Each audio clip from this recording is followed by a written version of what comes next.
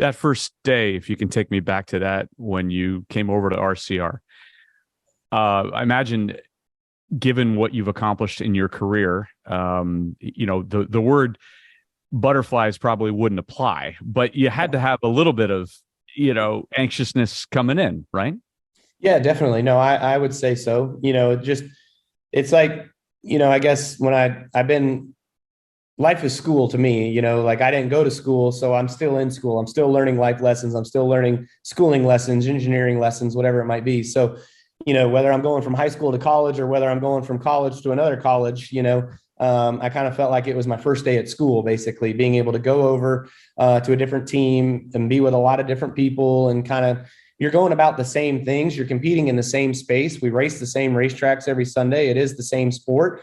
But it's just, like I said, it's one college to another. It's one way of a campus doing something versus another way of a campus doing something. So, it was, and I still don't know everybody's name exactly, but, that was one of my first things when I stepped in there was, look, I need people's faces and names on a list and on, an organizational chart so I can figure out who they are, what their job titles are, what their roles are, so I can equate them to the same people of what I've been accustomed to for the last 15 years.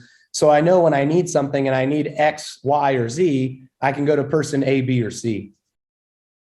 What a great way to push yourself at this point in your career, right? Yeah. I mean, nothing's ever easy. Trust me. In our sport, this is so cutthroat and so difficult and so hard, but it's a performance-based business as well too. So when you're not performing, you're always questioning why. What is it? Is it me? Is it the team? Is it the cars?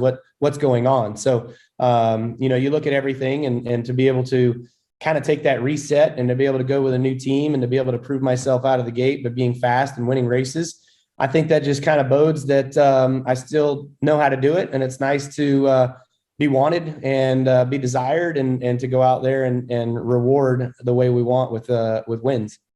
Before we get back to this interview, I want to say that this episode is brought to you by Connected by Reynolds and Reynolds. If you want to hear great conversations and Greg Euland going deep with guests on everything from used car acquisitions to finding your niche and selling to it, I recommend adding Connected to your podcast rotation. Now let's get back to my interview. We've had Mr. Childress on the show. He is a legend, as is Mr. Gibbs, Mr. Hendrick. What was it like teaming up with Richard Childress? And I know he said to somebody, well, y'all don't think that we're going to get along because maybe we didn't get along in the past. But you said people change, people grow up.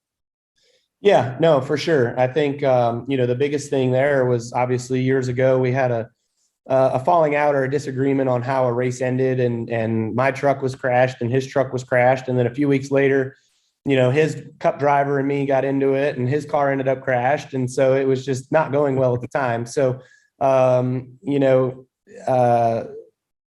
guess probably 7 years has gone on by since then. I've grown up a little bit and come to a different space and a better light. I think he's obviously an elder statesman anyways, but he's kind of suffered some disappointments in his race team the past few seasons and the past few years of just not winning as much as he was accustomed to back in the earlier days. And so, we were able to put all that behind us, talk about it, go through and really work towards the ultimate goal. And that's to be competitive and to win races and win championships. And so, Richard's an entrepreneur similar to me. I've got a lot of side business stuff that I do, but he also does as well. And his side business stuff that he does is all about his racing and being able to put back into his racing. And so it's real interesting to kind of learn more about his day-to-day and what all he does and how busy he is and on the backside. But, it's nice to have a lot of that same conversation and a lot of that commonality that we're able to just kind of go after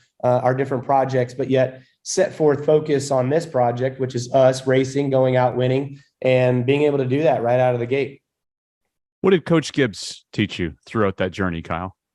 Yeah, I mean, the journey of 10, 12 years, whatever, I think the biggest thing was just how to mellow out. Like racing isn't the end all be all. It's not exactly. And when I'm a kid, when you're young, when you're growing up, that's all you know. You don't have a family, and then you have a wife, and then you don't have kids, but then you have kids.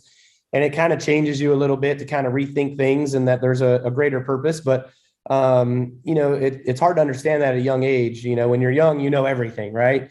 And so it's nice to sometimes sit back and listen to some of the older generations and the guys that have been there, done that before you, and to kind of understand and take that all in and get a real good look at it and a good process of it.